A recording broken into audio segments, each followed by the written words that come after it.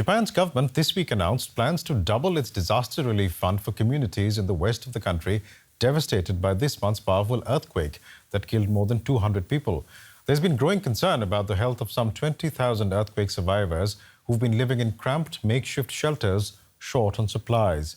Many are now set to be moved to longer-term temporary housing. Still, many say the government's response has been too slow. Winter weather adding to the misery after Japan's devastating earthquake disaster and hampering recovery efforts. It's feared the snow and rain could cause more buildings to collapse and increase the risk of mudslides.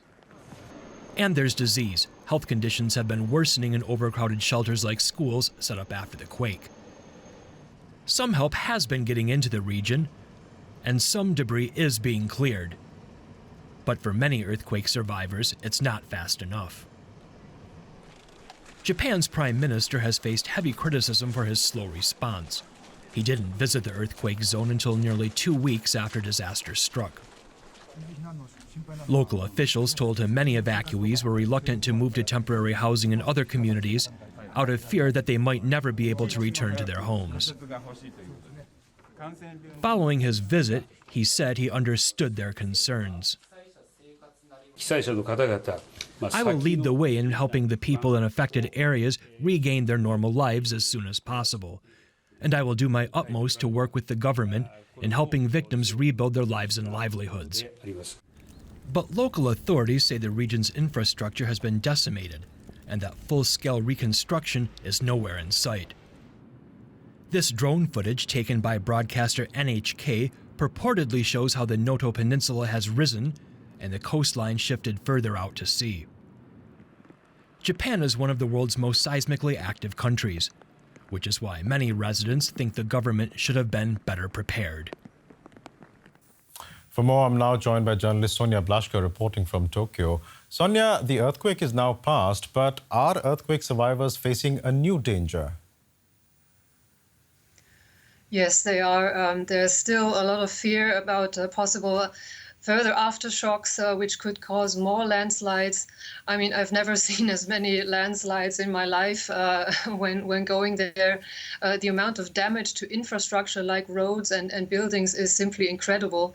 And, you know, to think that, especially next week, they're expecting snow and really low temperatures to hit the area. This is going to slow down the recovery and also the help for people even further. So, yeah, unfortunately, the situation is not looking good for people there. There's been a fair bit of criticism about the government's response. Has the government been slow to respond to earthquake survivors' needs? I think they did underestimate the scope of the earthquake's damage and reacted slow. They didn't send as many personnel to help there as they could have.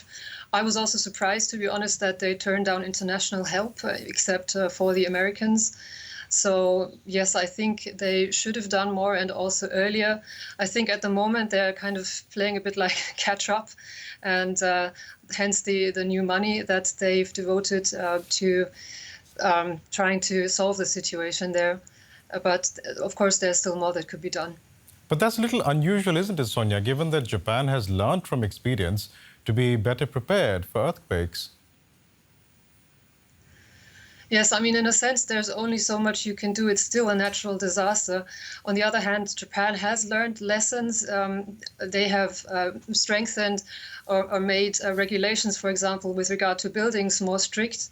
But this earthquake has really hit a very rural region where you've had a lot of old buildings that haven't been built yet after these strict regulations.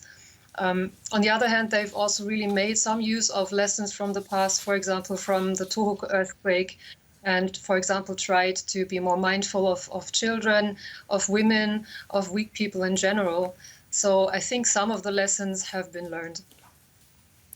Does the government have long-term plans to resettle those who lost their homes in the earthquake? They're in the process of doing so. They're preparing secondary evacuation sites. For example, when it comes to school children, they are very much affected as well. They have been moved, some of them have been moved to areas outside of the really badly affected places like Wajima, for example. And also some elderly people have been moved to facilities outside of the worst hit areas. But there's really also the question, is there enough personnel to take care of them? So yeah, lots of challenges ahead. We'll leave it there for the timing, but thanks so much for that update. Sonia Blaschka in Tokyo.